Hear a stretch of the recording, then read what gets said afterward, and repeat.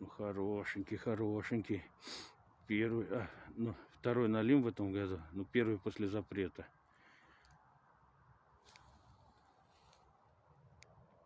Ну, не зря вечер простучал.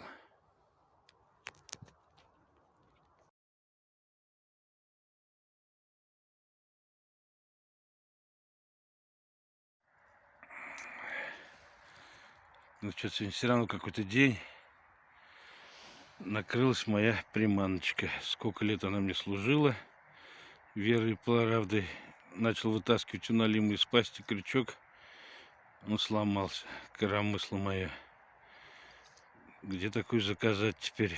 И этот крючок уже все еле ходит. Еле живой. Ну ладно. Ради вот таких моментов мы и ходим на рыбалочку.